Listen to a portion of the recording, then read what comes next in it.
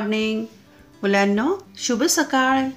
मराठी योग भारती इयत्ता 11वी हा विषय आपण अभ्यासाला घेतलेला आहे आणि यामधील भाग क्रमांक 2 10 नंबरची कविता आहे यशवंत मनोहर. त्यांचा जन्म 1943. आज आपण या कवितेवरील कृती सोडवणार आहोत. 1. कृती करा. कवीच्या जीवनातील शब्दांची भूमिका. 4 उत्तर लिहायची किंवा पर्याय लिहायचेत. 1. माऊलीप्रमाणे कवीला पोटाशी धरले म्हणजे माऊलीची भूमिका. 2. कवीच्या तापदायक गोष्टींवर सावली धरली म्हणजे मैत्रीची भूमिका. 3. कवीचा तोल सांभाळला म्हणजे मार्गदर्शकाची भूमिका. आणि 4. मरणापासून कवीचा बचाव केला म्हणजेच जीवनदात्याची किंवा आश्रयदात्याची भूमिका. दुसरी कृती आहे योग्य पर्याय निवडून वाक्य पूर्ण करा. अ. बिकट संकटांना कवीने म्हटले. पर्याय 3 दिलेले आहेत. 1. पोटाशी घेणारे शब्द. 2. निरुत्तर निखारे. 3. धावून आलेले शब्द. अचूक पर्याय आहे 2. निरुत्तर निखारे. पुढची कृती आहे आ. शब्दांचा उजेड म्हणजे.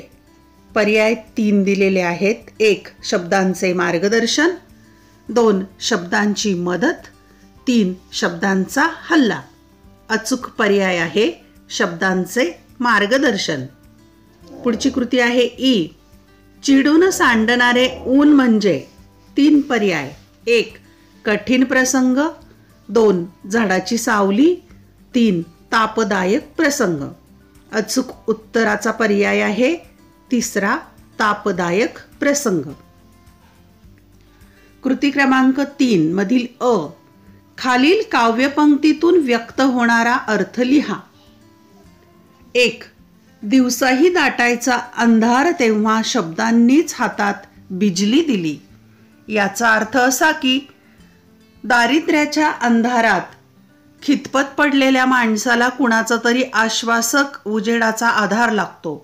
म्हणून कवी म्हणतात की जेव्हा जेव्हा दिवसाढवळ्या अंधार दाटून आला तेव्हा शब्दांनीच हातात वीज दिली म्हणजे जगण्याचा आधार दिला. 2.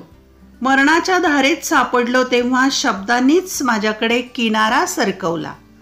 याचा अर्थ असा की आत्यंतिक दुःखाच्या वेदना सहन करताना माणसाला मरण पत्करावे लागते.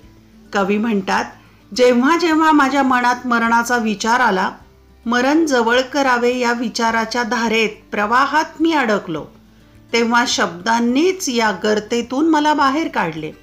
जणू तुफानात घेरलेल्या मला किनारा दाखवला, बुडताना वाचवले. पुढची कृती आहे आ. सूचनेप्रमाणे सोडवा. त्यातील अ आहे आश्रय हे उत्तर येईल असा प्रश्न तयार करा. प्रश्न. निवारा नसताना कवीला शब्दांनी काय दिले. पुढची कृती आहे आ. शब्द हे उत्तर येईल असा प्रश्न तयार करा. प्रश्न आहे कवीचा तोल कुणी सावरला. पुढची कृती आहे ई. शब्दांनी मला खूप दिले पण मी शब्दांना काहीच देऊ शकत नाही, किंबहुना शब्दांच्या उपकाराची फेड करू शकत नाही या अर्थाच्या ओळी शोधून लिहा. ओळी आहेत. मी भिकारी, मी शब्दांना काय देऊ. मी कर्जदार, शब्दांचा कसा उतराई होऊ. मी भिकारी, मी शब्दांना काय देऊ. मी कर्जदार, शब्दांचा कसा उतराई होऊ. पुढची कृती आहे क्रमांक 4 ची काव्य सौंदर्य. अ. एखादी आठवण आग घेऊन धावली तेव्हाही शब्दांनीच हल्ला झेलला. या काव्यपंक्तीतील आशय सौंदर्य स्वभाषेत लिहूया आपण. शब्द या कवितेत कवी यशवंत मनोहर यांनी त्यांच्या अंधारमय जीवनात शब्दांनी कसा दिलासा दिला व त्यांचे जीवन सावरले याचे वर्णन केलेले आहे. ते म्हणतात शब्दांनी माझ्या जीवनातला आकांत शमवला. माझ्यावर मातेसारखी ममता केली, सावली धरली. जेव्हा जेव्हा मी दुःखाच्या अंधारात गाडला गेलो, चाचपडत होतो, तेव्हा तेव्हा शब्दांनी मला लख्ख प्रकाश दाखवला. गतकाळातली एखादी आठवण वैऱ्यासारखी छळत राहते व जीव अस्वस्थ करते. त्या आठवणींच्या आगीत जीवाची लाही लाही होते. त्या आठवणींची धग नको नकोशी होते. तशी एखादी आठवण जेव्हा आगीसारखी माझ्या अंगावर धावून आली, तेव्हा त्या होरपळणाऱ्या आगीचा हल्ला शब्दांनी स्वतः झेलला. मला त्यातून सुखरूप बाहेर काढले. हल्ल्यावर प्रतिहल्ला करण्याचे सामर्थ्य मला या शब्दांनीच बहाल केले. आठवणींची आग या प्रतिमेतून आठवणींची दाहकता प्रकर्षाने जाणवते. हल्ला या शब्दातून आवेग जाणवतो. या ओळीतून कवीने दुःखाची तीव्रता व शब्दाची शक्ती प्रत्येकारकरित्या मांडली आहे. पुढची कृती आहे मी शब्दात शिरलो आणि स्वतःला वाचवले. जहर मी प्यालो आणि शब्दांनी ते पचवले. या काव्यपंक्तीतील विचार सौंदर्य स्पष्ट करा. कवी यशवंत मनोहर यांनी शब्द या कवितेमध्ये शब्दाला त्यांच्या जीवनात किती महत्त्वाचे स्थान आहे आणि स्वतः आपण शब्दांच्या आश्रयाला का आलो याचे विवेचन आर्त व भावपूर्ण शब्दात मांडले आहे. त्याच वेळी साहित्य हे जीवनाला आधारभूत ठरते हा ठोस विचारही मांडला आहे. कवी म्हणतात, शब्दांनी मला आयुष्यभर सावरले, जगण्याची उमेद दिली, आईच्या मायेने आधार दिला. मी भिकारी आहे, मी शब्दांना काहीच देऊ शकत नाही. मी कर्जबाजारी आहे, मी शब्दांचे ऋण कधीच फेडू शकत नाही. माझ्या अंधारमय आयुष्यात मी कैक वेळा शब्दांच्या कुशीत शिरलो, स्वतःचा बचाव केला, दुःखाचे विष मी प्यालो, पण ते शब्दांनी पचवले. मी शब्दांविषयी खूप कृतज्ञ आहे. विष मी प्यालो आणि शब्दांनी पचविले. या विधानातून कवीची शब्दांबद्दलची कृतार्थता व्यक्त होते. शब्द आमच्या जीवाचे जीवन आहेत ही संत तुकारामांच्या उक्तीची आठवण व्हावी असे सामर्थ्य या ओळीत आहे आणि जीवनातील विष पचवण्याचे सामर्थ्य कमवायला हवे हा दृढ विचार इथे व्यक्त झालेला आहे. पाचवी कृती आहे अभिव्यक्ती. त्यातील आयुष्यात आलेले नकार कवीने कोणत्या शब्दात व्यक्त केले आहेत ते लिहा. शब्द या कवितेमध्ये कवी यशवंत मनोहर यांनी वाट्याला आलेल्या आपल्या खडतर व समस्या प्रधान आयुष्यात शब्दांनी कसे सावरले व उमेदीत आयुष्य जगण्याचा कसा धीर दिला याचे वर्णन केले आहे. त्यांच्या आयुष्यात अनेक नकार वाट्याला आले. आयुष्यात आलेल्या बिकट संकटांना त्याने निरुत्तर निखारे असे म्हटले आहे. जीवनात न सापडलेल्या योग्य दिशेला त्यांनी डोळ्यांसमोर आलेला अंधार म्हटले आहे. गतकाळातील कटू आठवण त्यांना आगीसारख्या होरपळून टाकणारी वाटते. आयुष्यातील तापदायक प्रसंगांना ते चटके देणारे ऊन म्हणतात. असे जगू न देणारे नकार त्यांना मरणाच्या प्रवाहात ढकलतात. स्वतःच्या अस्तित्वाचीच त्यांना भीती वाटू लागते. अशा प्रकारच्या भयकारी नकार आणि बिकट दुःखदायी आयुष्यात कवीला फक्त साहित्याचा आधार वाटतो. पुढची कृती आहे अभिव्यक्ती. शब्द म्हणजेच कवीचे सामर्थ्य हे विधान स्पष्ट करा. कवी यशवंत मनोहर यांनी शब्द या कवितेत दुःखाने भरलेल्या आयुष्यात शब्दांची समर्थ साथ आवश्यक असल्याचा ठाम विचार मांडला आहे.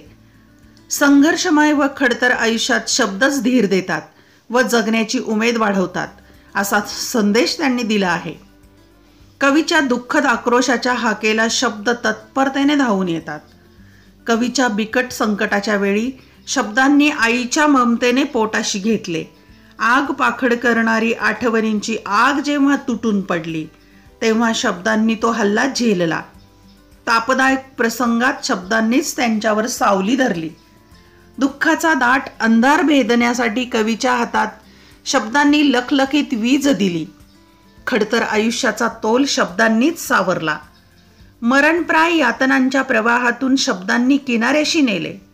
जेव्हा स्वतःवरचा व जगण्यावरचा कवीचा विश्वास उडाला, तेव्हा शब्दांनी पाठीवर हात ठेवून धीर दिला. निराधार भटकत असताना शब्दांनीच त्यांना आश्रय दिला.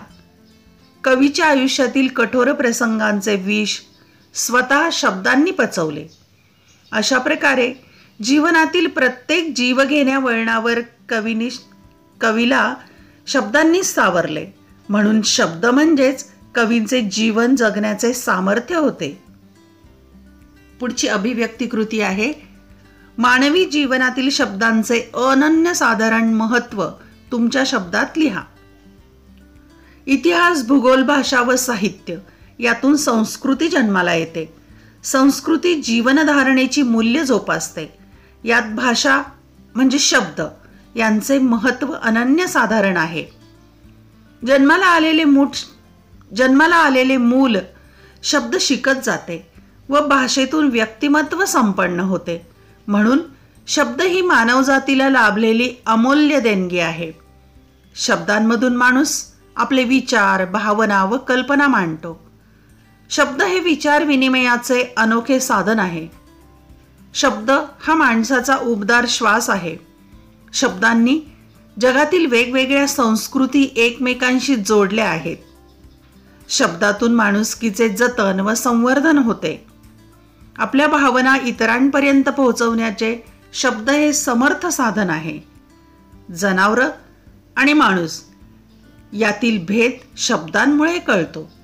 नराचा नारायण करण्याची अमोघ शक्ती शब्दांमध्ये आहे. साहित्य, शास्त्र, कला व विज्ञान यांचा मूलाधार शब्दच आहे. मानवी जीवन मूल्ये शब्दांमध्ये साठवलेली आहेत. शब्द हे एकाच वेळी शस्त्र आणि शास्त्र देखील आहे. परंपरा आणि नवता या शब्दांमधून पिढीला आकळतात. असा हा अनन्यसाधारण शब्द मानवी जीवनाचे जीवन आहे.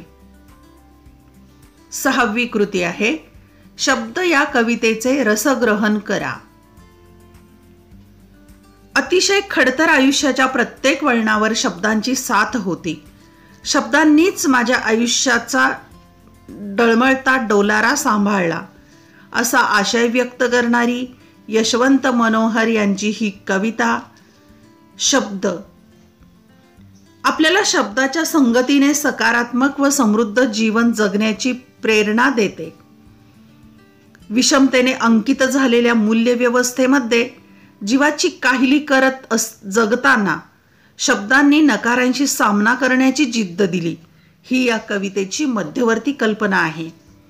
जगण्याला सकारात्मक दिशा देण्याचे सामर्थ्य शब्दांमध्ये व पर्यायाने साहित्यात असते, हा अनमोल संदेश देणारी ही कविता आहे. पदोपदी जगण्याला बळ देणारे शब्द किती मौल्यवान आहेत, ही जाणीव स्वानुभवातून कवींची आत्मीय व भावपूर्ण शब्दांमध्ये साकारली आहे. त्यांच्या या सुबोध पण काळजाला भिडणाऱ्या शब्दशैलीतून कवितेचा आशय सघन झाला आहे. शब्दांचे अपूर्व सामर्थ्य विशद करताना त्यांनी अनेक प्रतिमा वापरल्या आहेत.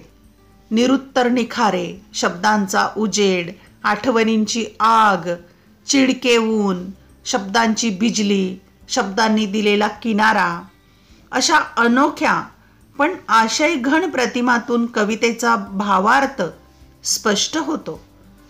4-4 ओळींचा सैल यमक प्रधान पदबंध असलेली ही कविता थेट विधानात्मक असल्यामुळे रसिकांच्या काळजाचा ठाव घेते.